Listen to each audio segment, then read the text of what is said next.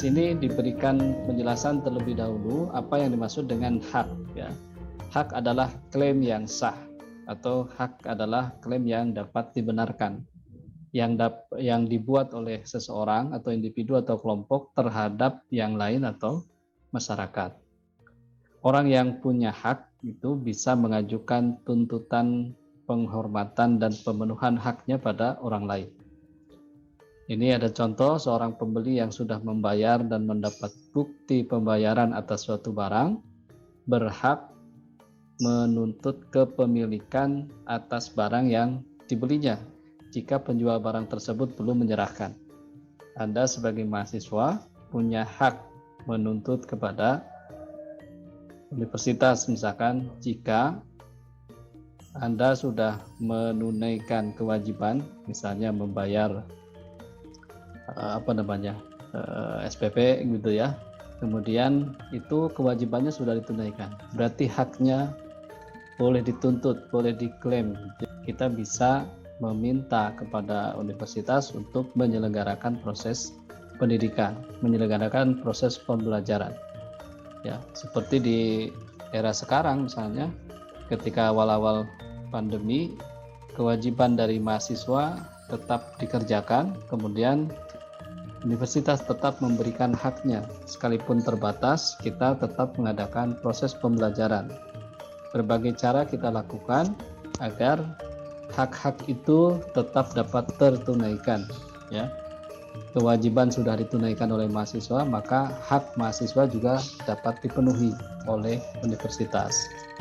Nah, seiring berjalannya waktu, kemudian pemenuhan hak oleh universitas misalnya bukan saja melalui proses perkuliahan secara daring, tetapi mulai semester ini kita melaksanakan perkuliahan secara blended. Itu bagian dari pemenuhan hak bagi teman-teman mahasiswa setelah kewajibannya ditunaikan.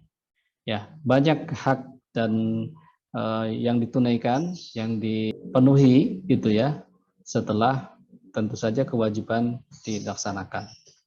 Kemudian kalau tadi berkaitan dengan hak, sekarang apa yang dimaksud dengan hak warga negara? Hak warga negara merupakan seperangkat hak yang melekat dalam diri manusia dalam kedudukannya sebagai anggota dari sebuah negara. Dengan demikian, hak warga negara Indonesia berarti hak yang melekat pada kita sebagai warga negara Indonesia. Jadi hak warga negara adalah hak kita karena kita menjadi warga negara Indonesia. Itu sederhananya ya. Kemudian apa yang dimaksud dengan kewajiban? Kewajiban adalah beban pada pihak tertentu untuk memberikan sesuatu yang seharusnya diberikan.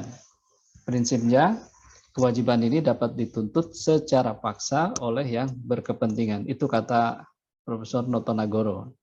Kewajiban adalah sesuatu yang harus dilakukan.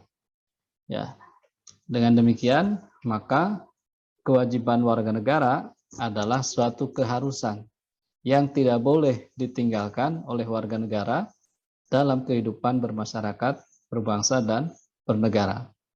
Kalau tadi hak adalah sesuatu yang boleh diklaim gitu ya, secara benar, secara sah, boleh dituntut kepada negara, maka kewajiban adalah sesuatu yang harus dilakukan oleh warga negara kepada negara.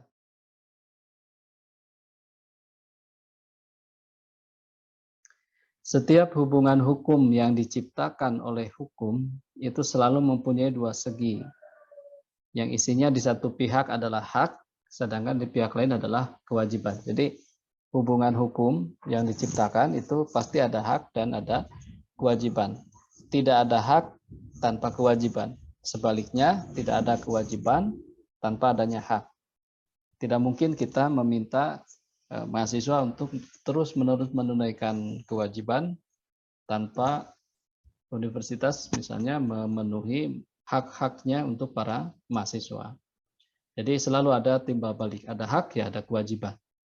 Seorang warga negara melaksanakan hak dan kewajiban sesuai dengan kedudukannya.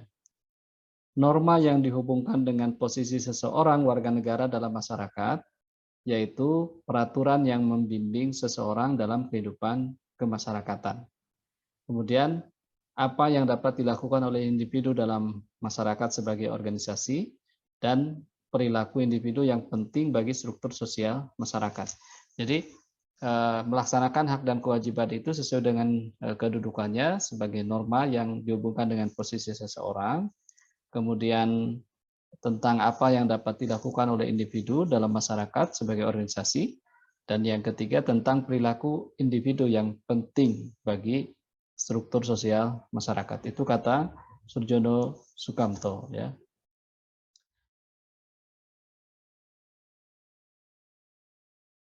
Bahwa hak dan kewajiban warga negara itu timbul atau bersumber dari negara.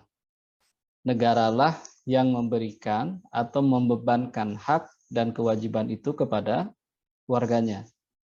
Kita ingat pada pertemuan sebelumnya sudah disampaikan bahwa salah satu sifat negara adalah dia bisa memaksa, dia bisa mencakup semua, dia juga mengatur.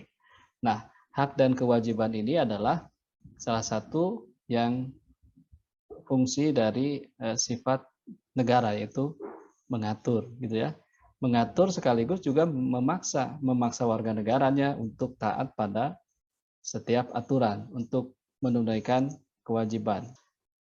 Kemudian pemberian atau pembebanan dimaksud dituangkan dalam peraturan perundang-undangan, sehingga warga negara maupun pemilik memiliki peranan yang jelas dalam mengaplikasikan dan penegakan hak serta kewajiban tersebut.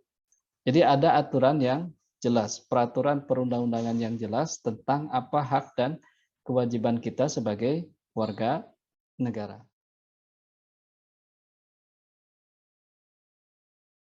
Kita sering menyebut hak dan kewajiban kita sebagai warga negara adalah hak dan kewajiban konstitusional karena ia termuat di dalam Konstitusi Undang-Undang Dasar 1945. Nah, hak dan kewajiban warga negara yang konstitusional yang langsung diatur melalui konstitusi yang berhubungan dengan posisi kita, peranan kita sebagai warga negara, antara lain kita bisa baca di pasal 27 Undang-Undang Dasar ayat 2 dan ayat 3. Di sana ada hak atas pekerjaan dan penghidupan yang layak. Kemudian pasal 27 ayat 3, hak ikut serta dalam upaya pembelaan negara. Ya, itu kemarin di hubungan antara negara dan warga negara dalam bidang pertahanan keamanan, salah satunya dibuktikan atau diwujudkan dalam upaya pembelaan negara sebagai pelaksanaan dari hak dan kewajiban. Setiap warga negara berhak ya, dalam upaya pembelaan negara.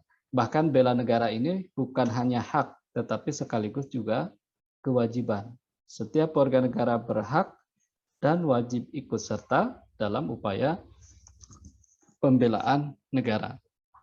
Itu yang termuat di dalam pasal 27 ya, Undang-Undang Dasar. Kemudian yang berkaitan dengan hak konstitusional warga negara yang lain adalah pada pasal 28 Undang-Undang Dasar. Pasal 28 mengatur bahwa setiap warga negara memiliki hak untuk berserikat, berkumpul, serta mengeluarkan pikiran. Nah, ini garis besarnya ya. Nanti rumusan bagaimana bunyi pasal 28 Undang-Undang Dasar 45 itu silakan teman-teman buka langsung di dokumen Undang-Undang Dasar ya. Kemudian pasal 29. Pasal 29 ayat 2 mengatur tentang hak kita sebagai warga negara, yaitu hak kemerdekaan memeluk agama dan beribadah sesuai dengan agama atau kepercayaannya. Jadi memeluk agama itu adalah hak kita, gitu ya. Beribadah sesuai dengan agama dan kepercayaan juga adalah hak kita. Karena itu adalah hak kita, maka negara wajib memfasilitasi, wajib memberikan jaminan bahwa warga negara merdeka ketika memeluk agama dan merdeka pada saat melaksanakan ibadah sesuai dengan agama dan kepercayaannya. Kemudian di pasal 30, setiap warga negara berhak ikut serta dalam usaha pertahanan dan keamanan negara.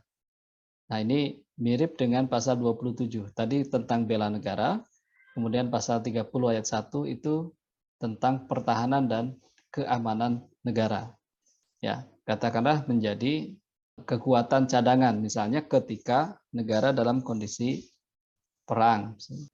Kekuatan utamanya adalah TNI, misalnya gitu ya, maka kekuatan cadangannya nanti rakyat. Nah, ketika kondisi demikian, maka kita kena pada pasal 30. Kita punya hak serta kewajiban dalam usaha pertahanan dan keamanan negara. Kemudian di pasal 31 adalah hak untuk mendapatkan pendidikan. Secara garis besar, pasal 31 bicara tentang pendidikan. Ada beberapa ayat yang secara rinci mengatur tentang hak dan kewajiban kita sebagai warga negara dalam bidang pendidikan. Setiap warga negara berhak untuk mendapatkan pendidikan. Kemudian setiap warga negara wajib mengikuti pendidikan dasar, itu kewajiban ya. Dan pemerintah wajib membiayainya, kewajiban pemerintah untuk membiayai pendidikan dasar. Berikutnya, hak konstitusional kita sebagai warga negara diatur dalam pasal 33. Keseluruhan pasal 33 ini, ya, ayat 1, 2, 3, dan 4, mengatur tentang bahwa setiap warga negara berhak untuk mendapatkan kesejahteraan sosial. Ya, jadi warga negara harus sejahtera, karena itulah salah satu tujuan kita mendirikan negara. Ya, negara didirikan ya untuk kesejahteraan rakyat. Maka kita punya hak untuk itu, menuntut kepada negara untuk kita menjadi sejahtera. Nah, maka diaturlah dalam pasal 33 ayat 1, 2, dan 3 dan 4. Kemudian yang berikutnya, hak konstitusional warga negara adalah ada di pasal 34. Kita semua sebagai warga negara berhak mendapatkan jaminan keadilan sosial. Ya. Nanti teman-teman bisa dibuka bunyi lengkapnya di pasal 34 ayat 1, ayat 2, dan ayat 3. Jadi semuanya berbicara bahwa setiap warga negara berhak untuk mendapatkan jaminan keadilan sosial. Jadi keadilan untuk semua, bukan keadilan untuk segelintir orang, sekelompok orang, atau pada individu tertentu. Ya. Nah, ini dari mulai pasal 27 sampai pasal 34 adalah hak-hak konstitusional kita sebagai warga negara.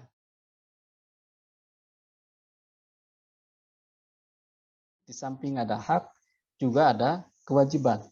Di pasal 27 ayat 1, setiap warga negara wajib menaati hukum dan pemerintahan. Jadi kita harus taat pada aturan hukum dan harus menaati juga pemerintahan.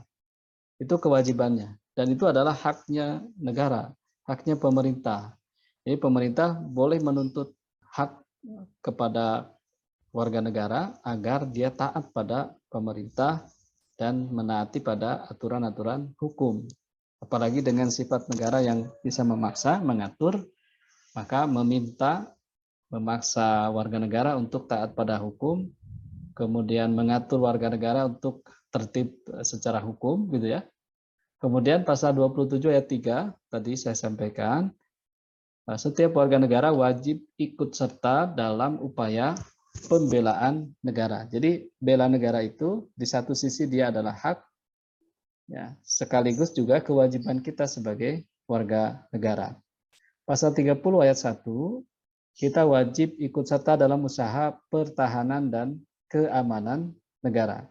Jadi bela negara, kemudian pertahanan dan keamanan negara sama-sama merupakan hak sekaligus kewajiban kita sebagai warga negara.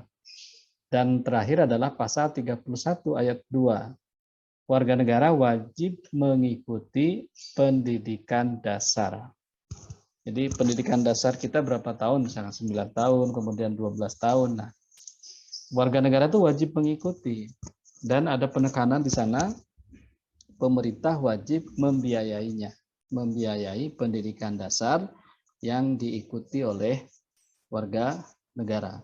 Teman-teman semua, di samping hak dan kewajiban konstitusional warga negara, sebenarnya pada bagian lain kita juga akan membahas tentang hak asasi manusia. Ada hak asasi, kemudian ada kewajiban asasi manusia.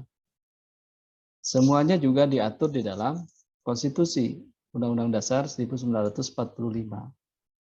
Karena ada hak konstitusional, kemudian ada hak asasi di dalam konstitusi, para pengajar hukum tata negara di Jember beberapa waktu yang lalu bekerja sama dengan Mahkamah Konstitusi Republik Indonesia, kemudian menyusun hak konstitusional warga negara yang didasarkan pada Undang-Undang Dasar 1945. Ya, ada HKWN ya, ada ikon HKWN, ikon hak konstitusional warga negara. Hak konstitusional warga negara ini artinya setiap hak warga negara itu dibuat ikonnya.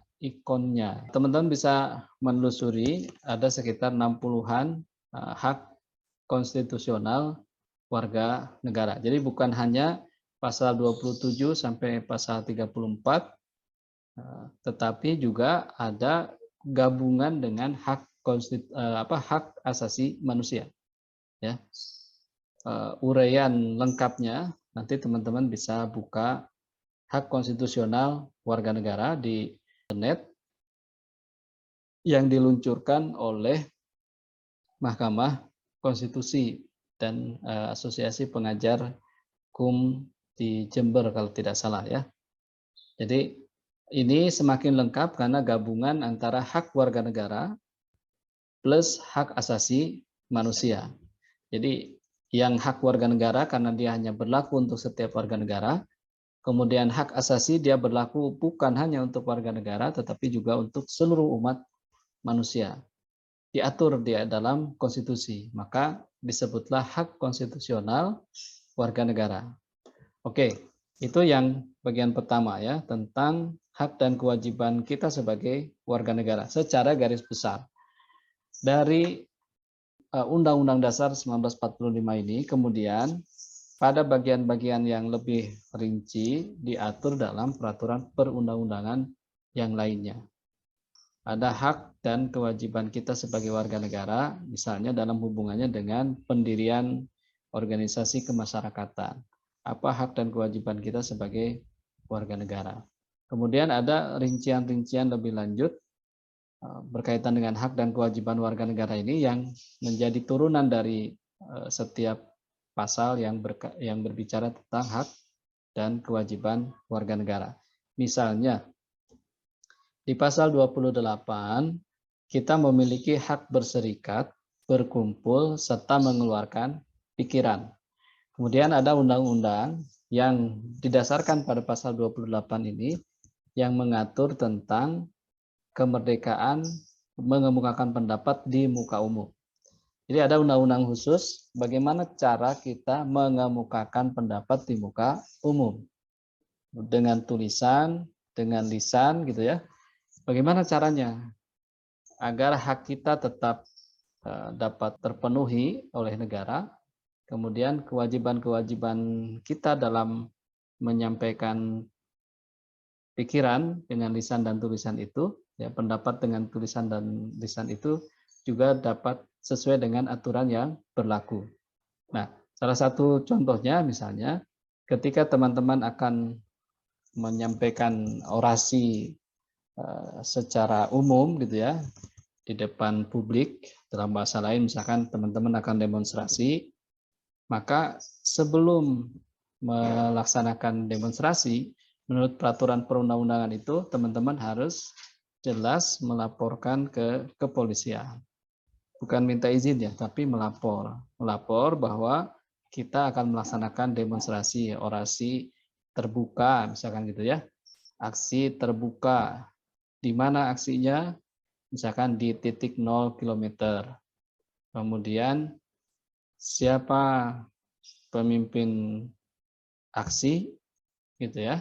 Kemudian siapa yang orasi, apa tuntutannya, ya, apa saja tuntutan-tuntutannya, kemudian siapa pesertanya, berapa orang pesertanya itu dilaporkan, diberitahukan sejak awal kepada kepolisian, sehingga pihak kepolisian yang punya tugas menjaga ketertiban masyarakat nanti akan mengatur sedemikian rupa, misalkan karena ini menggunakan titik 0 km di Jogja misalnya, kemudian nanti akan mengatur, oh jam sekian sampai jam sekian ada aksi, titik 0 km akan terganggu karena ada massa, misalkan jumlahnya 200 orang, maka arus lalu lintas akan diatur oleh kepolisian agar masyarakat yang lain tidak terganggu oleh aksi demonstrasi itu. Ya, juga sebagai antisipasi kalau misalkan aksi demonstrasi yang dilaporkan itu 200 orang, ternyata yang hadir lebih banyak. Kemudian tuntutannya 1, 2, 3, 4 ternyata keluar dari tuntutan dan lain sebagainya yang tidak sesuai dengan apa yang dilaporkan, maka kepolisian itu punya hak untuk membubarkan. Ya, waktunya dari jam berapa sampai jam berapa sudah ditetapkan, misalkan dari jam 9 sampai jam 11 siang.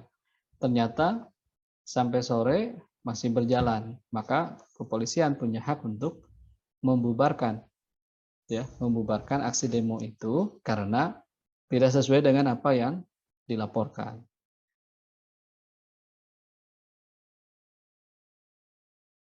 Jadi dalam pelaksanaan hak dan kewajiban warga negara itu memang ada dinamikanya. Tidak selalu warga negara itu menunaikan kewajibannya. Begitupun sebaliknya, tidak selalu negara dapat memenuhi hak dari setiap warga negara. Adanya dinamika pelaksanaan hak dan kewajiban warga negara itu terjadi karena adanya pengingkaran hak dan kewajiban warga negara Indonesia yang sering dijumpai dalam kehidupan sehari-hari. Pengingkaran itu ya boleh jadi dilakukan oleh masyarakat, warga negara sendiri, atau bahkan oleh negara. Contoh pengingkaran hak warga negara. Proses penegakan hukum masih belum optimal dilakukan. Misalnya masih terjadi kasus salah tangkap. Ya. Akhir-akhir ini salah tangkap atau salah menetapkan tersangka kan ada ya. Sudah digambar, disebarkan foto yang diduga tersangka, ternyata bukan, keliru gitu ya. Nah, proses penegakan hukum masih belum optimal, hukum masih tumpul ke atas, tajam ke bawah, itu berarti masih pengingkaran akan hak warga negara. Sebab di dalam pasal 27 setiap warga negara memiliki kesamaan kedudukan di muka hukum. Setiap warga negara memiliki kedudukan yang sama di muka hukum. Ya. Nah, tapi masih ada pengingkaran, salah satunya itu. Dan contoh-contoh lain gitu ya. Kemudian tingkat kemiskinan dan angka pengangguran di negara kita masih cukup tinggi. Berarti ini pengingkaran terhadap hak mendapatkan kesejahteraan. Pasal 33. Kemudian makin merebaknya kasus pelanggaran hak asasi manusia seperti pembunuhan, kekerasan dalam rumah tangga, dan lain sebagainya. Berarti ini melanggar hak hidup dalam hak asasi manusia. Kemudian hak untuk tidak diperlakukan kasar. Kemudian masih terjadinya tindak kekerasan mengatasnamakan agama, misalnya penyerangan tempat peribadatan. Padahal negara harusnya menjamin. Berarti ini pertama warga negara belum menunaikan kewajibannya, gitu ya. Kemudian negara juga belum dapat menjamin hak kebebasan warga negara dalam beribadah, memeluk agama, dan beribadah sesuai dengan agama dan kepercayaannya. Kemudian angka putus sekolah yang cukup tinggi mengindikasikan belum terlaksana secara sepenuhnya amanat pasal 31 ayat 1 Undang-Undang Dasar 45. Kemudian ada pengingkaran kewajiban warga negara. Tadi artinya negara belum memenuhi secara optimal hak kita sebagai warga negara. Nah, berikutnya bagaimana sebaliknya? Ya, dinamika pelaksanaan hak dan kewajiban itu bukan sekedar negara yang belum memenuhi hak-hak warga negara, tetapi juga warga negara yang belum bisa menunaikan kewajibannya sebagai warga negara. Misalnya kita masih membuang sampah sembarangan. Nah, itu pengingkaran kewajiban warga negara. Padahal kita wajib menaati hukum, misalkan hukumnya, aturannya melarang membuang sampah sembarangan. Misalnya begitu. Kemudian warga negara masih melanggar aturan berlalu lintas, ya, tidak memakai helm misalkan bagi pengendara roda 2, mengemudi tetapi tidak mempunyai surat izin mengemudi, atau tidak mematuhi rambu-rambu lalu lintas. Itu pengingkaran kewajiban kita. Kita punya kewajiban untuk taat pada aturan hukum, tapi kita ingkari kewajiban itu. Kemudian merusak fasilitas negara, mencoret-coret bangunan milik umum, merusak jaringan telepon, dan lain sebagainya. Kemudian tidak membayar pajak kepada negara seperti pajak bumi bangunan, pajak kendaraan bermotor, retribusi, dan lain sebagainya. Itu pengingkaran kita sebagai warga negara. Dan yang terakhir adalah tidak berpartisipasi dalam usaha pertahanan dan keamanan negara. Misalkan contoh sederhana di lingkungan sekitar kita, di rumah gitu ya, di kampung, di dusun, termasuk juga di kota, satu kawasan, satu lingkungan ada kegiatan Siskamli. Dibagi, misalkan ada jadwal untuk kita melaksanakan Siskamli, tapi kita mengingkari. Nah, mengingkari kewajiban itu, dan berarti pelaksanaan hak dan kewajibannya tidak terlaksana dengan baik, gitu ya, karena kita mengingkari hak dan kewajiban kita dalam pertahanan dan keamanan negara. Nah, itulah teman-teman semua, 2 kajian tentang apa saja hak dan kewajiban kita sebagai warga negara, kemudian dinamika dan tantangan pelaksanaan hak dan kewajiban warga negara yang bukan saja pengingkaran terhadap hak-hak warga negara yang dilakukan oleh negara, tetapi juga pengingkaran atas kewajiban yang dilakukan oleh warga